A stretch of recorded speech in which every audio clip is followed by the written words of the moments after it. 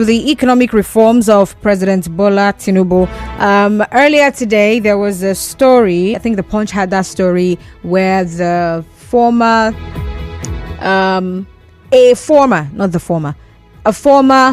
vice president, of course, the PDP presidential candidate for 2023, Atiku Abubakar, was calling out the federal government or the government of President Bola Tinubu, saying they failed, or the government failed in reforming the economy in their 1 year in office.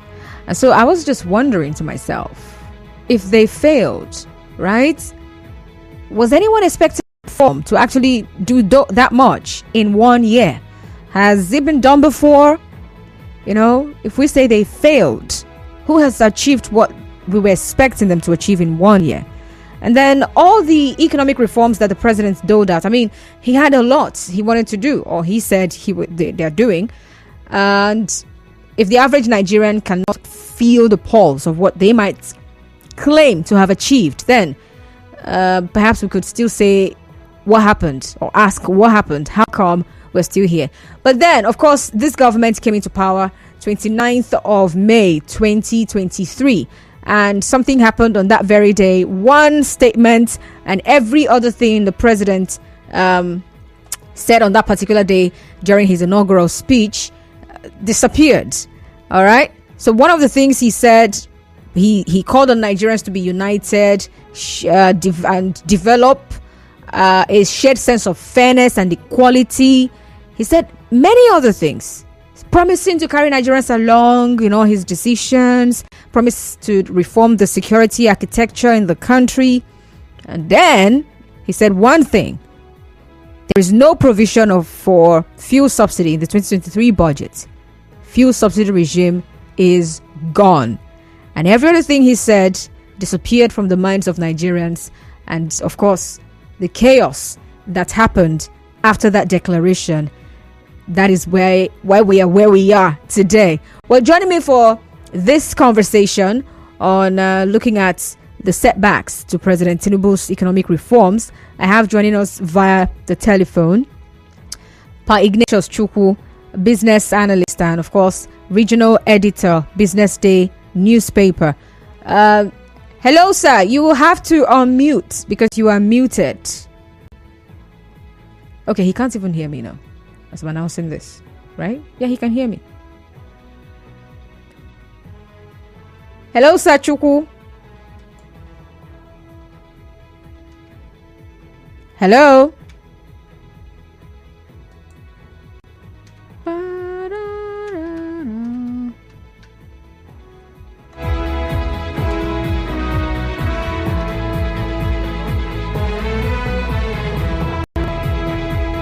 Hello. Okay, great to have you on the show, sir.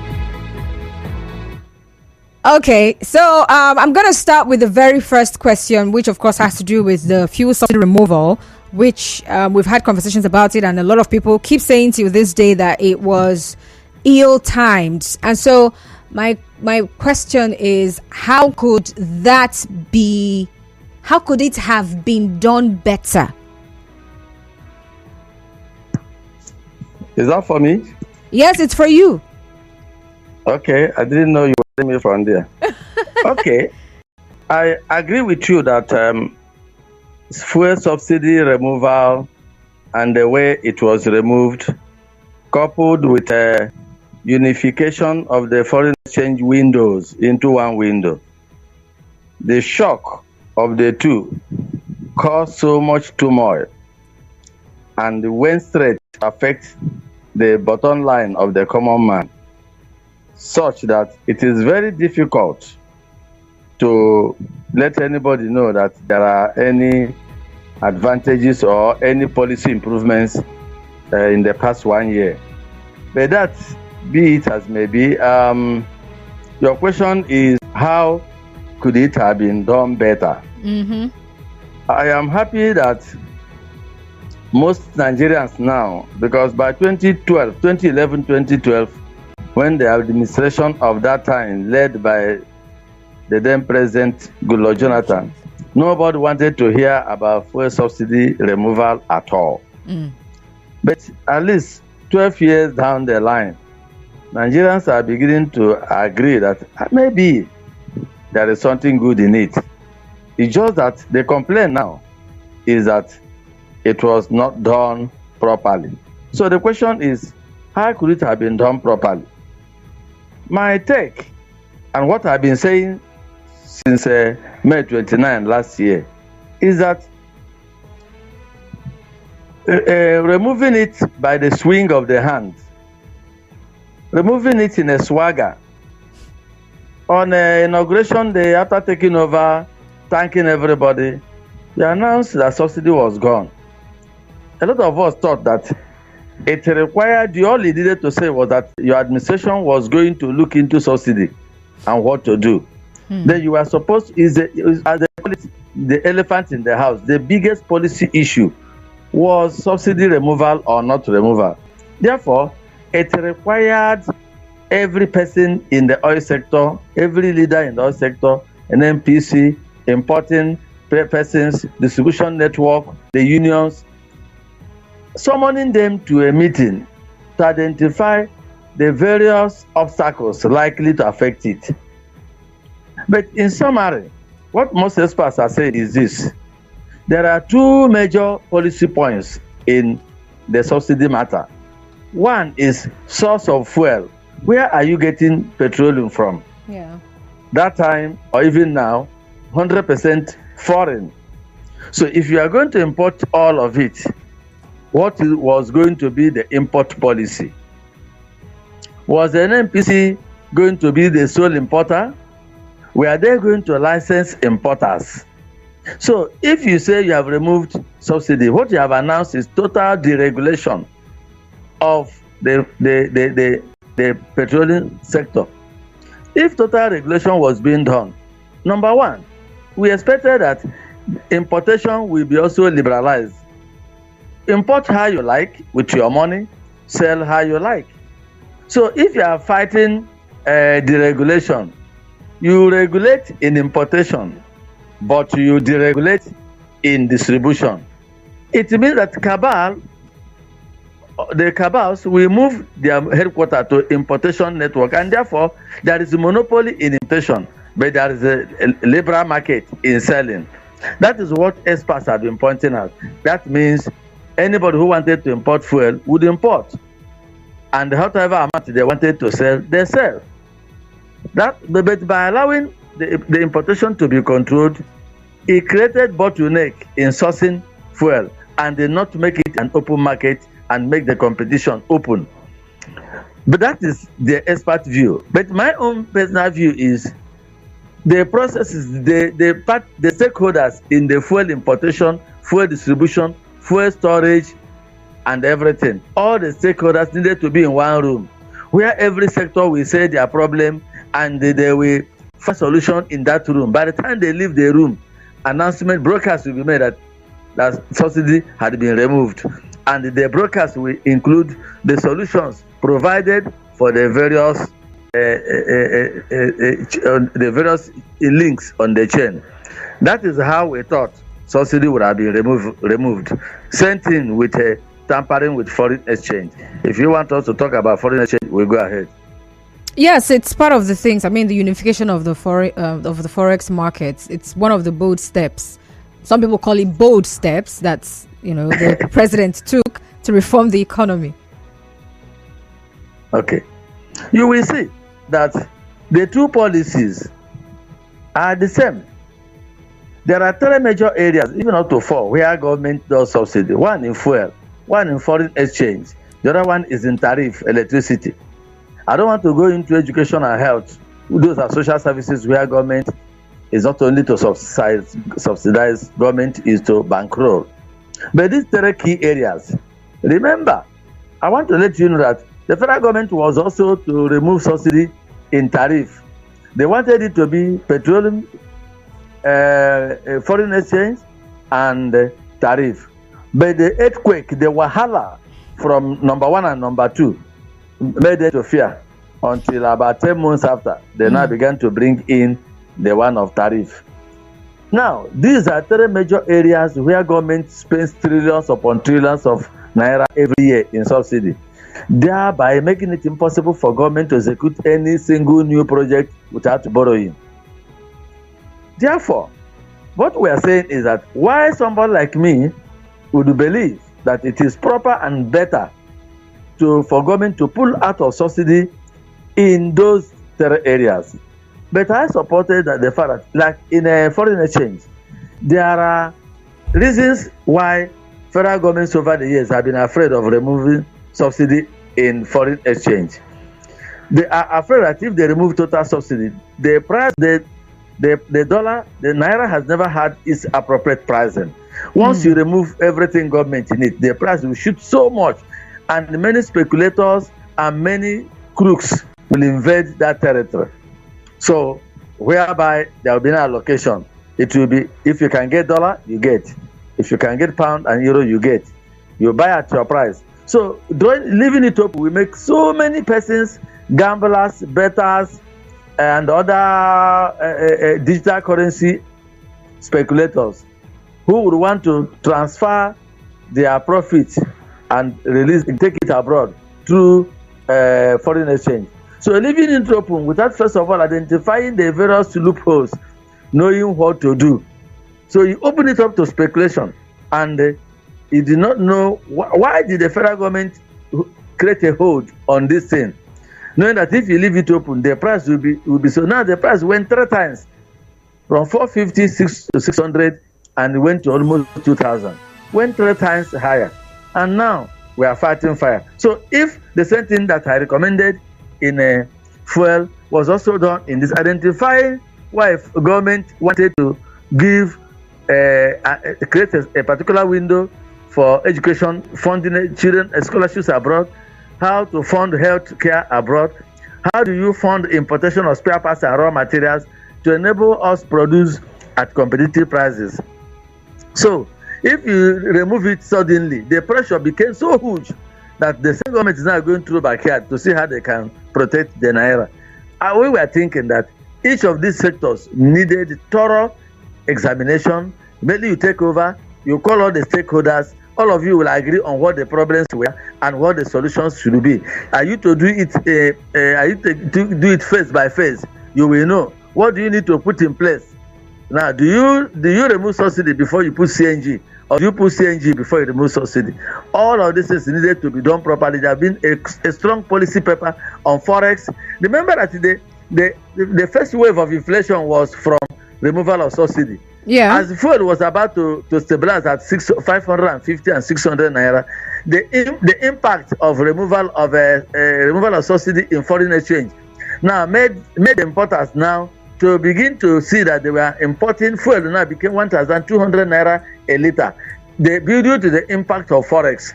So they were afraid of allowing that 1,200. That means for you to make game a liter, you needed to sell at 1,400 a liter.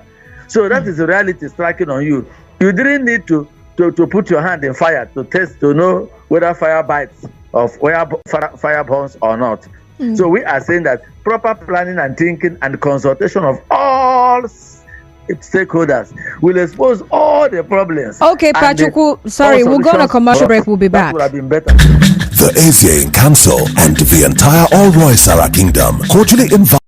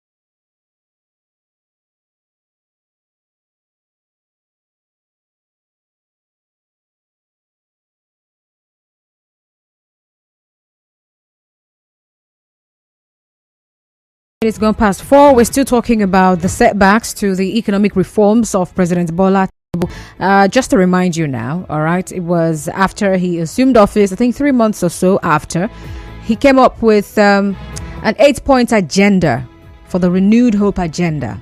8-point agenda. And from all that the president listed out, the priority areas included economic reforms for sustained growth, unlocking energy and natural resources, strengthening national security, boosting agriculture for food security, education, health and social investment, and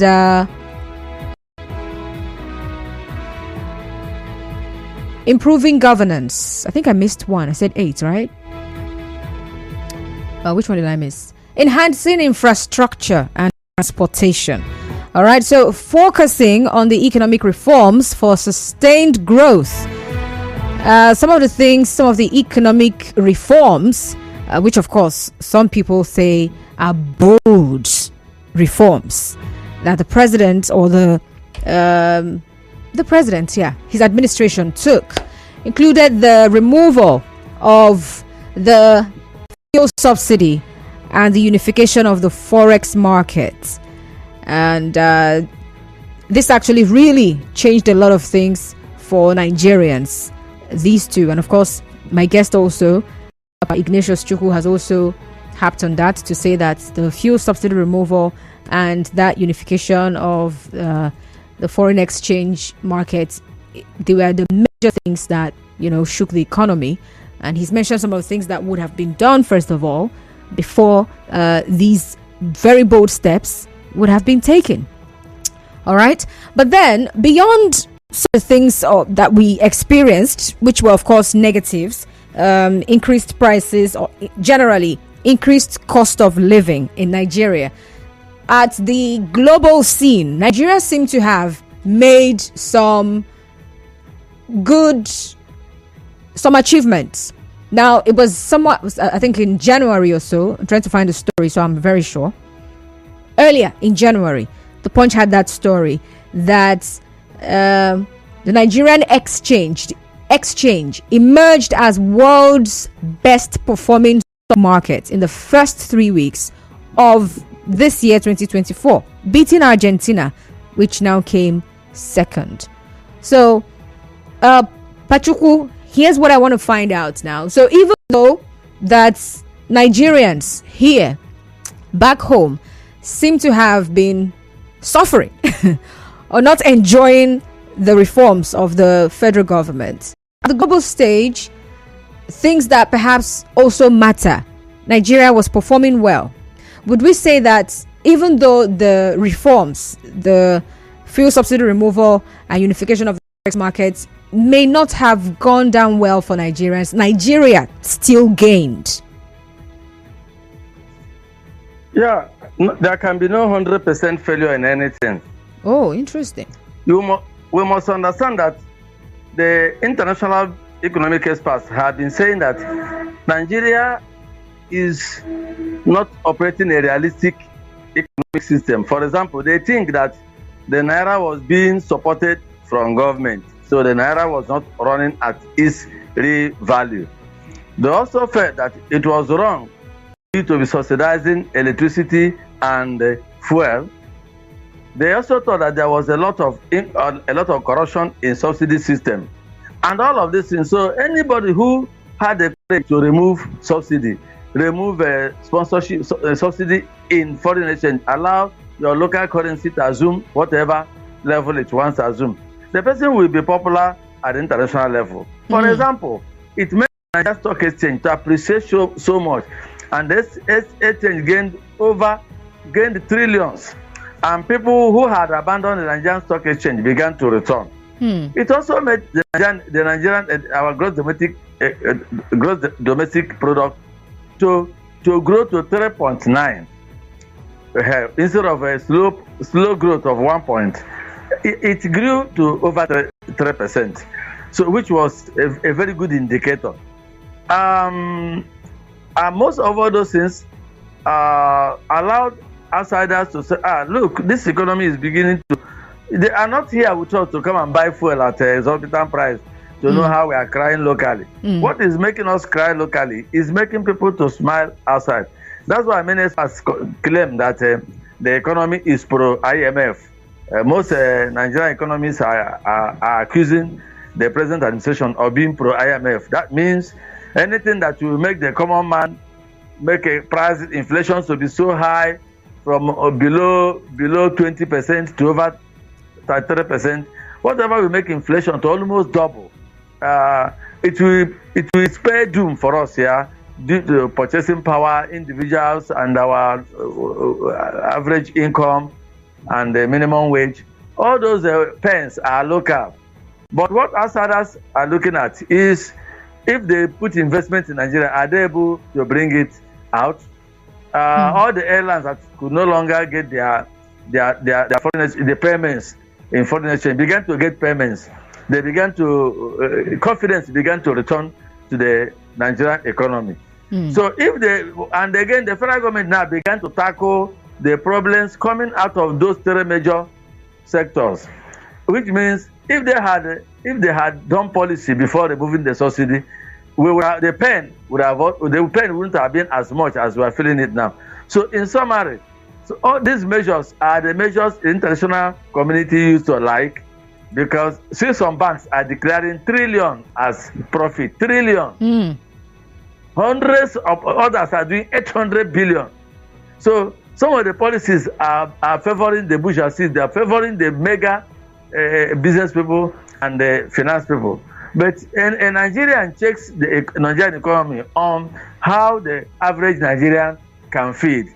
Any policy that pushes more people to the poverty scale, pushes them to the poverty net, it will be very terrible for us locally. While outside, they may not know what we are feeling.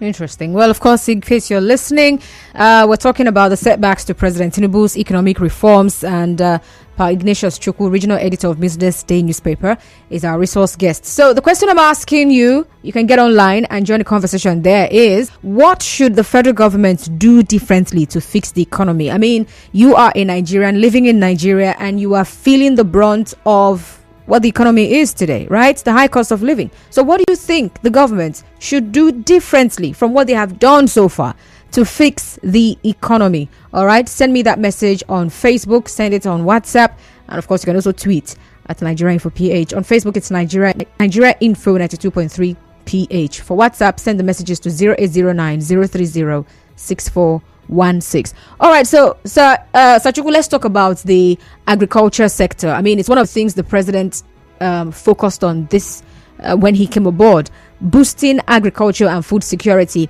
And to tackle food security, the government declared a state of emergency and launched some initiatives. The National Agricultural Development Fund, they started with 100 billion naira. They had initiatives like the Dry Season Farming Initiative, the Green Imperative Program.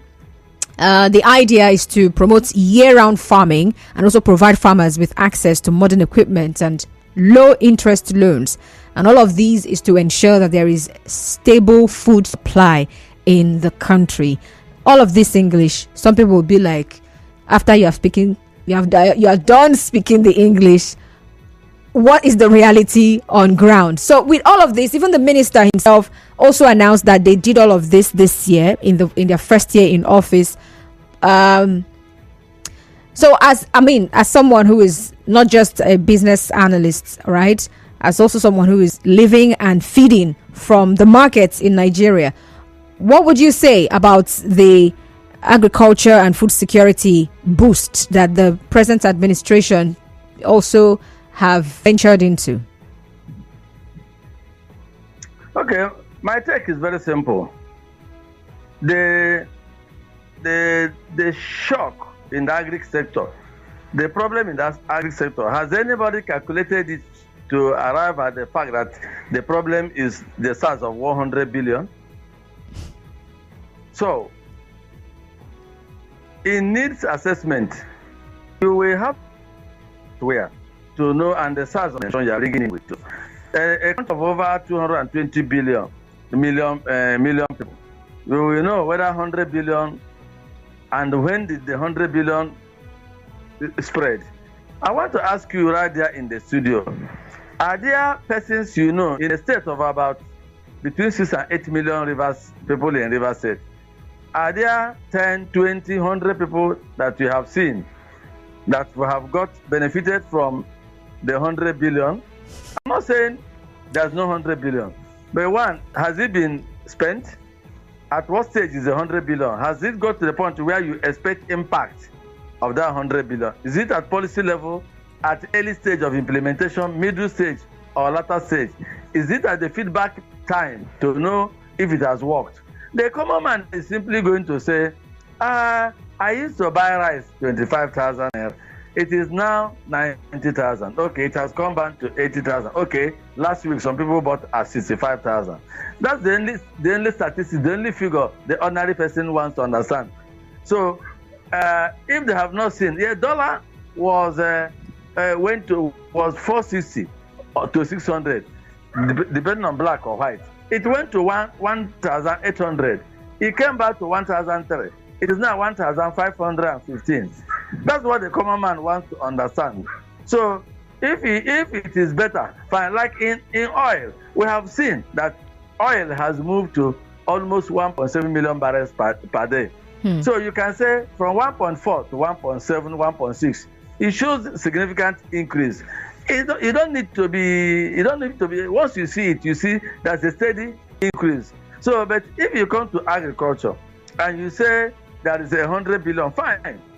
It may be that the problem in agriculture requires 1 trillion, which means 100 billion will not go far. But the major thing in agriculture, my sister, is that government or no government help, the farmers, the places where they go to farm, the forests where they farm, we have all agreed that the forests have been taken over by bandits. The roads to move the agri-produce from point 1 to point 2, the roads are occupied. So if you send your goods, they are captured. The traders are captured, are kidnapped. So Nigeria is no longer free. Nigeria is no longer cohesive. You are not sure that you will get to another region of the country. So moving food from one region to another region is a problem. Farming in the Middle Belt is now almost no-go area. Some of us who grew up in the Middle Belt, we know all the food locations. And we have relations and friends who are still there. Most of them are in the cities as a IDP. So if the farmers are now refugees in the city, so who is farming, right? Mega farmers, those who used to, foreign companies that used to buy hundreds and thousands of hectares and they launch a large-scale farming. Nobody is there because if you get there, they will kidnap you. So the issue is, it is not bringing 100 billion that will solve that problem. That one doesn't require money. That one requires until we recapture our forests and recapture the roads through which food pass. My dear, 100 billion will look like you are joking. Anyway, the government also, strengthening national security was actually one of the priority areas for the Tinubu administration in the 8-point agenda. And one of the things they said they've achieved is that over 4,600 hostages have been freed, and more than 9,300 hostiles neutralized, and over 7,000 terrorists and bandits arrested. And some other things that they've done, including recruiting of personnel into the security agencies, But then, of course, we're discussing the setbacks to all of the reforms that they've pushed out. There are so many things to still touch on, but let's quickly go to the way forward. So what do you suggest that the government should do now to fix these problems and then get all the reforms that they're trying to ensure should boost the economy to get them back on track rather? Okay, across all policies, the number one obstacle to it before, 10 years ago, 15 years ago, 20 years ago, problem used to be money. Any national problem, there's no money or there's no money. We thought we were in problems, say money no there. But the problem you have now is even where you have money, implementation is difficult because of insecurity. Anything you want to spend, they will say insecurity. And even if you want to execute anything in most parts of Nigeria, everything you want to execute will require a budget, security budget. It will require a security budget. So if you say, somebody said the other day that in the Niger Delta, security budget has taken over from corporate social responsibility budget. So now you see that something more urgent has come up. So most of the policies until security is fixed. And that means, what is the measure to fix security? It is when you fix security, you can talk of education, you can talk. Remember the other day, the governor said, there's a place where if we are building a hospital, when we finish building in the day, by the time the contractors will come the next morning, everything they installed today has been taken away to this night. Tomorrow, it is empty. So for how long can you be rebuilding a place where they are looting it? So to even construct, establish government project will require expensive mechanism for protection. So it's affecting all areas. And that's what some of us are saying. Can there be a national security summit where all stakeholders will gather for 1 week? So we take them step by step, inch by inch, border by border, boundary by boundary. Who protects an inch of the soil, word by word? Who takes responsibility for protection in a ward? Can communities be recognized to form vigilantes? Can there be a national vigilante commission that will recognize and register all vigilantes? What is the responsibility of a vigilante group in a particular community, then a ward, then a local government, then state and national? If something happens in any spot in Nigeria, who bears responsibility, right? So can there be such national plan on security? Then before you now put money, what do you spend on public security? What do you spend on volunteers? What do you spend? How do you motivate people who are watching and doing things? How do you integrate them so that those vigilantes don't become private armies? What should state police look like? How do they work with vigilantes? It requires planning and thinking. It's not about when you employ some policemen and throw into the fire. What level of equipment do you need at world level, state level, local government level, national? Where are the war fronts? So it requires planning and expertise so that if you take security and get security well, food security will come, health security will come, educational security will come, politics. Then another elephant in the house is corruption. What do we do to a man who diverts money to put a project or who parts the budget? What do we do to him? Do we follow China, where if they catch you padding budget, you die? Or do we say no, that will be too harsh? What type of mechanism? A policeman who misused, who didn't do the investigation well, is there a punishment for poor investigation? Is there a punishment for a corrupt judgment in court? Can we begin to get down to practical implementation of things so that there will be a reward and punishment for single action than to say you do something and you get away with it, say nothing will happen. And true, nothing happens. Until we get that right, policies and spending will just be flying away.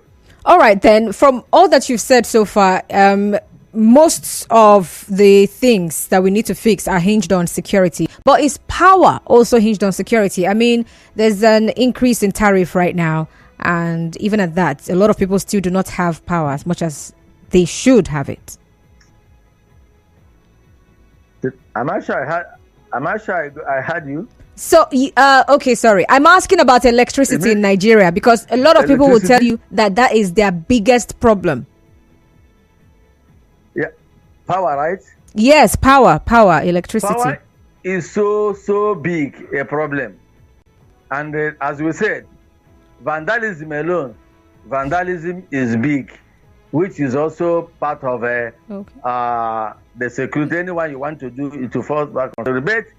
The major problem of power is that the discos, the distribution networks that were sold, they have not been doing well for so many reasons. Number one being that they are not selling electricity at the rate that will be commercial rate. So electricity is still under subsidy everywhere. Electricity, I was mentioned that there are four. I had mentioned subsidy on fuel, mentioned on foreign exchange, and mentioned on tariff, which is electricity, the third big one. So government, when they sold it in 2013, it was understanding that when they sell, government will remove hand in pricing. But you get approval and you sell at market rate. And it came a year before election. So they were afraid that allowing electricity to sell at commercial price by 2014 will cost somebody election in 2015. So they played hand and continued to subsidize, and thereby disappointing the privatization understanding. By the time the election came in 2015 and that government lost, the new government that was welfarist in nature was afraid of allowing power to sell at commercial rate, which will cost what is happening now. The wicked man, the man we are calling wicked man, is now a good man. Oh. So they knew that allowing power to sell power. So the insincerity of government, the inability of government to allow privatization to happen, just like we said in fuel. We will regulate in one area and we deregulate in one area and regulate in another area. So when you sold power, you deregulated. When you stop them from charging commercial rates, you are re-regulating. So a government must choose whether to regulate or deregulate. So that is also what is killing power. So they cannot get loans and bank financing because you produce power and you sell below the commercial rate. So they're having crisis there. Until that is sorted out, we now know we are returning to government-controlled power or private sector-controlled power. Until that is done, we'll be using fire brigade. But they are working on all of that. I think a major policy will come out very soon. All right. Thank you very much. Ignatius Chukwu, Regional Head, Businessday newspaper. Thank you so much for being on Hard Facts this afternoon. Thank you. I think I can go, right? Yes, you can. Thank you. You have released me from Kriki. Okay.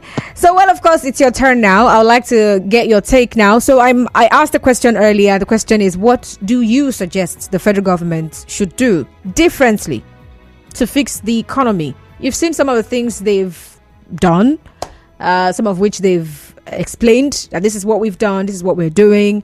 Is it working? If it's not working, what do you think they should do differently? Are there areas that you think the federal government should focus more on? Let's hear from you. The numbers to call are 0817-923-0002, 0817-923-0002, and 0817-923-0007, 0817-923-0007. And then for messages on WhatsApp, send them to 0809-030-6416. Hello, Muriel from Okrika. Go on. Thank you, Constance. Look, Constance, for me, I think resource control is the only way, honestly. You will come to the Niger Delta. You will collect our money. You will share it. You collect our resources. You share it amongst all the other states. You use our resources and subsidize petroleum. You use our resources to subsidize forex.